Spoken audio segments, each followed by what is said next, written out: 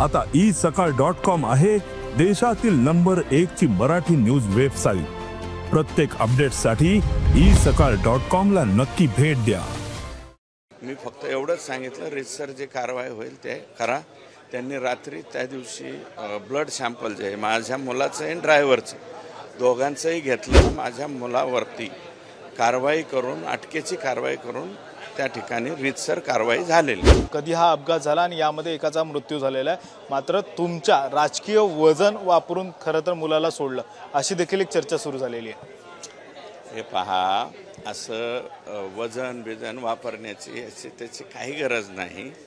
दुर्दैवानं जे आहे ते माझ्या मुलाच्या गाडीचा ॲक्सिडेंट झालेला आहे आणि ॲक्सिडेंट झाल्याच्या नंतर रितसर पोलिसांनी त्याचं ब्लड सॅम्पल वगैरे घेतलेलं आहे आणि जो मुलगा दुर्दैवानं नितीन शेळके म्हणून जो आहे तो तरुण मुलगा आहे 34-35 वर्ष वयाचा, त्याला दवाखान्यात हलवण्याचं सुद्धा काम जे आहे ते माझ्या मुलांनी, मुलाच्या ड्रायव्हरनी आणि त्या मुलाचा जो चुलत भाऊ आहे नितीनचा यांनी तातडीनं तिकडे नेलेलं आहे। पण दुर्दैवानं तो त्या ठिकाणी मृत्यू पावला आणि त्याच्या बाबतीमध्ये साधा फोनसुद्धा मी कुठं केलेला नाही।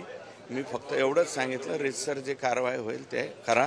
त्यांनी रात्री त्या दिवशी ब्लड सॅम्पल जे माझ्या मुलाचं आणि ड्रायव्हरचं दोघांचंही घेतलं आहे आणि काल जे आहे ते गुन्हा दाखल झालेला व्हायला उशीर लागला, तर जवळपास 3 वाजले दुपारचे आणि नंतर 5:30-6 वाजता माझ्या मुलावरती कारवाई करून अटकेची कारवाई करून त्या ठिकाणी रितसर कारवाई झालेली। मात्र कुठेतरी गाडी वेगवान होती त्यामुळे हा अपघात झाला असं देखील बोललं जातं। नेमकं काय होतं? ही गाडी जी आहे ती ग्लॉस्टर कंपनीची गाडी आहे। तिला GPS पण आहे, त्याच्यामुळं त्याचं स्पीडसुद्धा तपासता येतं। ते पण मी माझ्या मुलाला विचारलं, तो म्हणला 70च्या स्पीडनी त्यावेळेस गाडी होती, म्हणजे अति स्पीड वगैरे तसलं काहीही त्याच्यामध्ये नाही। जाणीवपूर्वक आरोप केले जातात असं म्हणायचं का?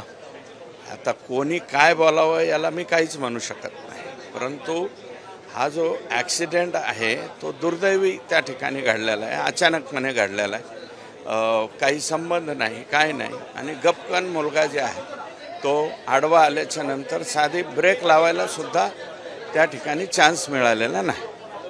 ज्या पद्धतीने गेल्या काही महिन्यांपासून म्हणजे तुम्ही वेगवेगळ्या गोष्टींमध्ये चर्चेत आहात, त्यामुळे हे पुन्हा एकदा तुमच्यावर आरोप होत आहेत ह्या सगळा धागा धरून? अजिबात नाही, मला वाटत नाही कोणी याच्यामध्ये जाणीवपूर्वक पॉलिटिक्स वगैरे काही करेल आणि मी सुद्धा साधा फोनही तिथल्या SP किंवा तत्सम कुठल्या अधिकाऱ्यांना केलेला नाही। त्यांना मी म्हणलं फक्त रितसर जे आहे ते कारवाई करा। माझ्या मुलालाही सांगितलं, त्याप्रमाणे ते तिथे थांबून राहिले, त्यांचं मेडिकल करण्यात आलं आणि नियमाप्रमाणे त्यांची अटकेची सुद्धा कारवाई झालेली। सगळी कारवाई आहे ती नियमाप्रमाणे झालेली आहे, कुठलाही फोन देखील आहे तो मी केलेला नाही असं देखील सुरेश देसांकडून सांगण्यात येत आहे। व्हिडिओ जर्नलिस्ट रोहितसह गणेश कोडे, साम टीव्ही मराठी, मुंबई। महाराष्ट्रातील सर्व बातम्यांचे विश्वासार्ह व्यासपीठ, सकाळच्या सर्व सोशल मीडिया प्लॅटफॉर्मला लाईक, फॉलो आणि सबस्क्राईब करा। तसंच सर्व नोटिफिकेशनसाठी बेल आयकॉन प्रेस करायला विसरू नका।